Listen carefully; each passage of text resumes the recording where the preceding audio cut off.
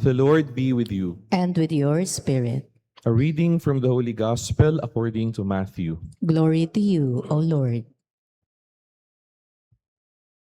Jesus said to his disciples, "Hear the parable of the sower.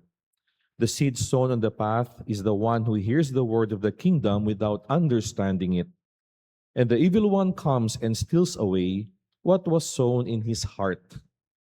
The seed sown on rocky ground is the one who hears the word and receives it at once with joy, but he has no root and lasts only for a time. When some tribulation or persecution comes because of the word, he immediately falls away. The seed sown among thorns is the one who hears the word, but then worldly anxiety and the lure of riches choke the word, and it bears no fruit.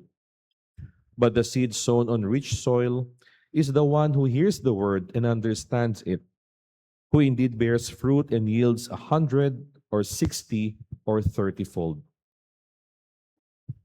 Brothers and sisters, the gospel of the Lord. Praise to you, Lord Jesus Christ. Please be seated. Good morning to everyone.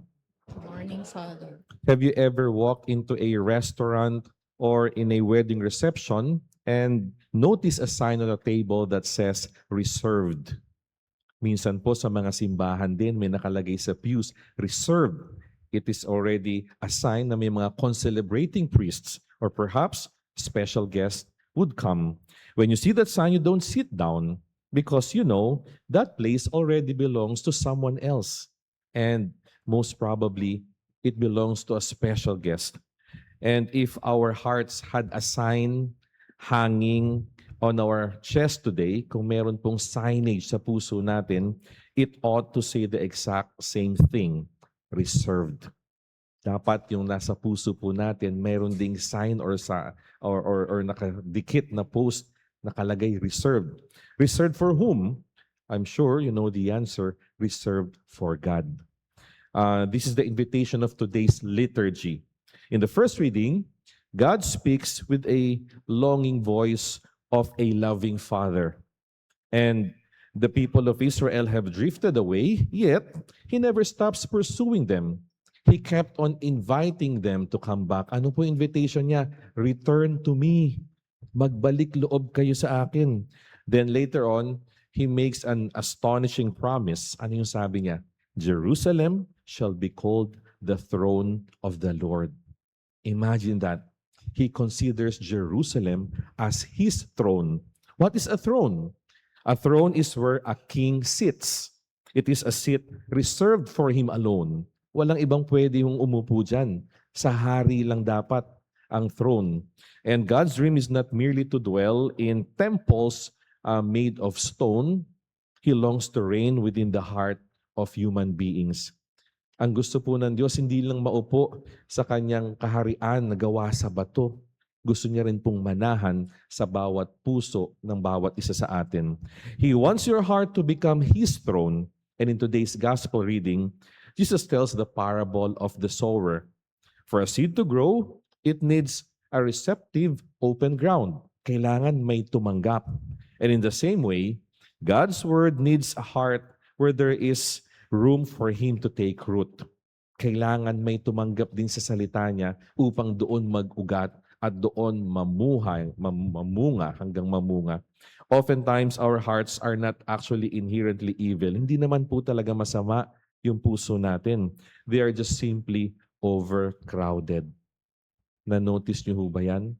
Hindi naman talaga masama yung puso natin para hindi tanggapin ng Diyos. Ang problema, punong-puno yung puso natin ng maraming bagay, kaya hirap nang pumasok yung salita ng Diyos. They are like a house so full of clutter that there is no more space for a guest to sit down. Na-imagine niyo ba yan? Dumalaw kayo sa isang bahay, tinanggap kayo sa kanilang sala, pero wala kayong maupuan. Puno ng karton, puno ng kalat, puno ng mga bagay. Ganun daw po minsan yung puso natin. The Word of God, our God, wants to stay inside our hearts. But the problem is, they are so overcrowded. Wala siyang lugar. Ano po yung minsan na nagpapasikip sa puso natin? Sometimes, mental clutter.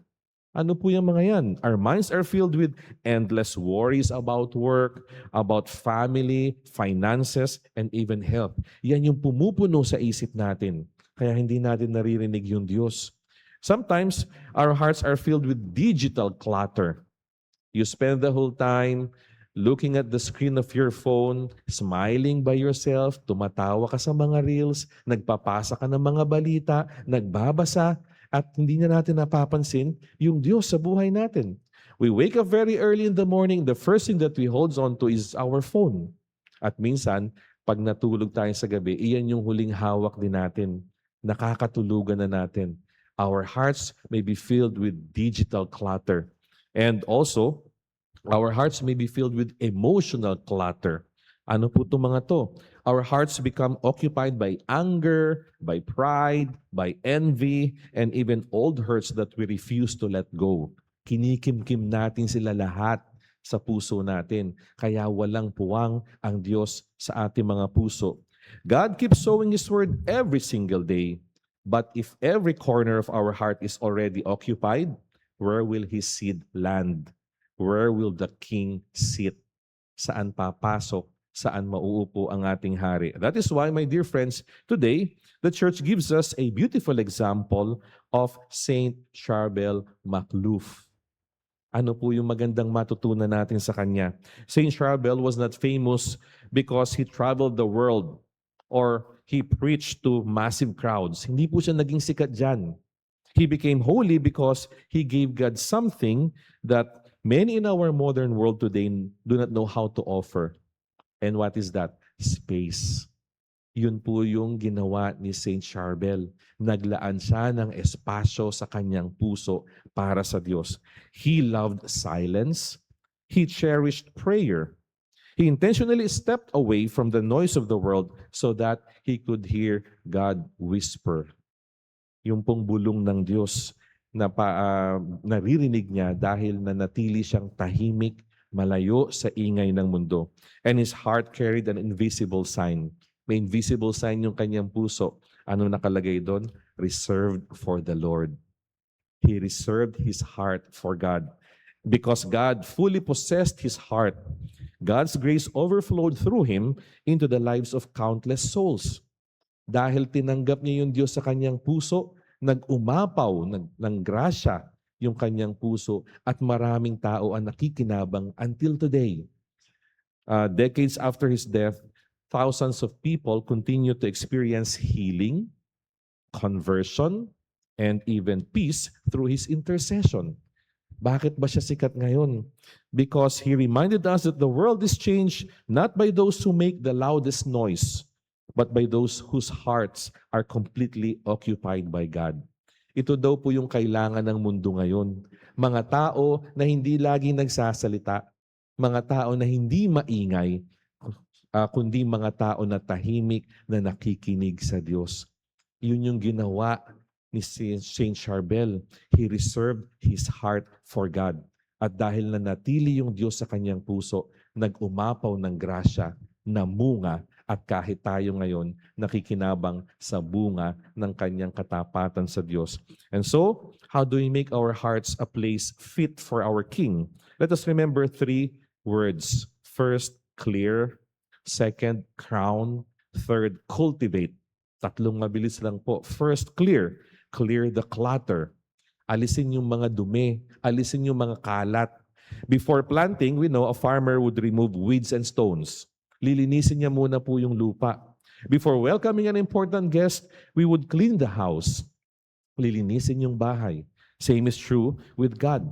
Before we could ask God to enter our hearts, we have to clear the clutter of our hearts. Ano yung mga tatanggalin? The excessive worrying. Let us remove the resentment, yung hinanakit na nandyan sa puso mo. Let us remove yung busyness in your life na wala tayong oras sa Diyos. So let us clear the clutter. Second, let us crown the King. Ano pong ibig sabihin nito? We know a throne belongs only to one sovereign King. And too often, hindi minsan Diyos yung pinapaupo natin diyan. Minsan, sarili natin ang inuupo natin diyan. We decide for our own life. We demand for our own plans. We make our own timetables and we make for our own desires. Tayo yung gustong masunod. But today, we are being reminded, let us crown not ourselves, but let us crown our King. Every day we pray, Thy kingdom come, Thy will be done on earth. Pero kanino pong kagustuhan yung nasusunod? Kadalasan sa atin. And so this prayer must begin with us. To crown Jesus means consulting Him before making decisions. Dapat tinatanong ang Diyos. It means praying, Lord, not my will, but yours.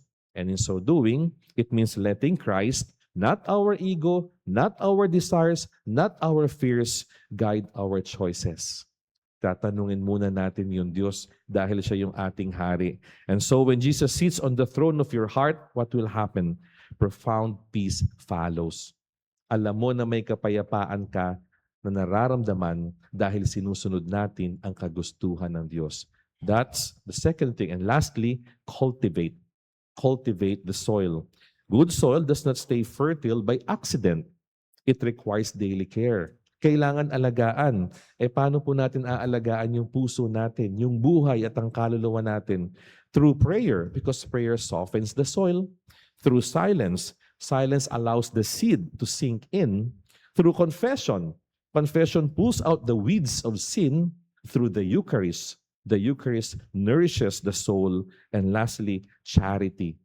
Charity causes our faith to bear fruit. Kapag ka po hindi natin ginawa itong mga bagay na to, even the best seed would struggle to survive. Kahit ganong kaganda ng binhi, kung hindi inihanda ang lupa, hindi po yan tutubo at mamumunga.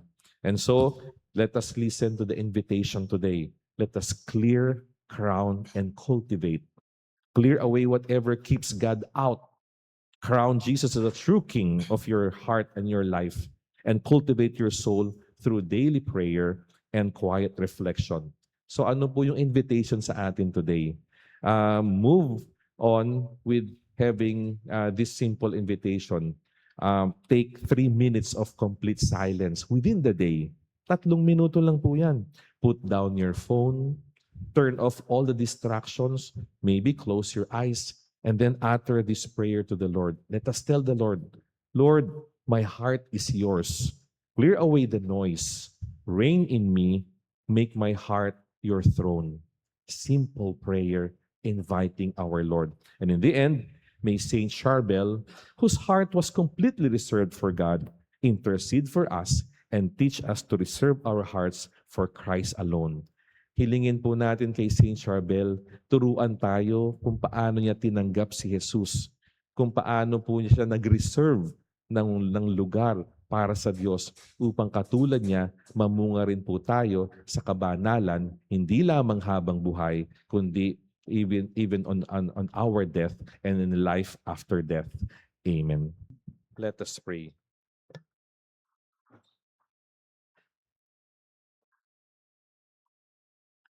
May partaking at the heavenly table, Almighty God, confirm and increase strength from on high in all who celebrate the feast day of Saint Charbel, that we may preserve in integrity the gift of faith and walk in the path of salvation you trace for us. Through Christ our Lord. Amen. The Lord be with you. And with your spirit. And may Almighty God bless you, the Father and the Son and the Holy Spirit. Amen. The Mass is ended. Go in the peace of Christ. Thanks be to God.